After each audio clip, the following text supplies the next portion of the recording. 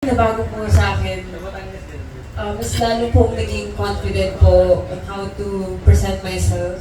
Kasi po dati, hindi po ako confident sa pagkanta, ganyan. And then si attorney naman po, sobrang pinupush niya po ako i-present yung sarili ko sa maraming tao. Matuto ng kumanta, ganyan. And like, i-boost lang yung confidence sa sarili. Siguro yung pinaka nagustuhan ko na sa ugali ko, parang naging confident ako sa sarili ko lagi. Thank you. Thank you. Ako po, dahil sa bago pa lang po ako dito sa Borracho Film, wala pa po na bago. Pero, Kwento mo. Papaguhin natin yan. Yung wala ang 2 linggo. pero kahit ano man po movie ang gawin namin, ibibigay na lang po namin ang best namin ng lahat ng aming makakaya na walang binabagong pangit o anumang kahit na anumang ugali sa amin. Yun lang. Thank you. Hello po. I think po yung nabago po sa akin nung pumasok po ako dito sa Borracho Film Production po is magkaroon po ng self-discipline and I think po na mas mag-grow pa po ako dito sa production na po ito. Thank you. Hello po guys, wala naman po nabago actually.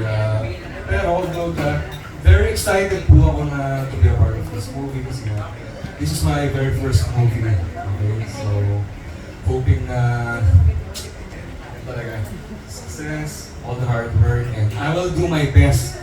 I will do my best. Yun lang po. Ito baby, anong nabago sa'yo? Ang nabago sa akin ito ngayon na nakita ko na naman itong collaboration first time. Sisiguraduhin ko rin hindi magbabago ang pagpuproduce natin from Vichy Production at saka sa production. Dito tayo gagawin natin ang the best. Jessie, anong nabago sa'yo? So, bago pa lang din po kasi ako sa Borracho. So, Anong nabago sa'yo? Bago ka? so siguro yung pagiging mahihain ko po. Nung bagong pasok pa lang po kasi medyo hindi po ako nakikipag-usap sa iba po dahil nahihiya po ako. Pero ngayon po na... pero ngayon naman po is mas naging nakikipag-usap na po ako sa mga nakikilala ko po, gano'n. And dati po kasi is pag kumakanta po ako sa bahay lang talaga. As in, parang family lang po yung doon. Pero ngayon po, parang nagkaroon natin po ako ng confidence para kumanta sa mga maraming tao po. Sa harap ko. So, nabago ka na sa atin. Thank you. Next. Since bago pa lang po kami sa Borracho, isa lang po yung ma-assure namin is walang magbabago sa ugali namin and always humble pa din po kami and kind sa lahat ng mga tao. Polite, of course. Tapos po, we're hoping for more growth as an individual dito po sa family namin, Borracho family. Yun lang po. Thank you. Hi po, para po sa akin, sana po wala pong mabago, pero kung meron man, siguro for being brave po sa pag-show po ng authentic self ko po kasi I'm a former part of P-pop which is Gandaras.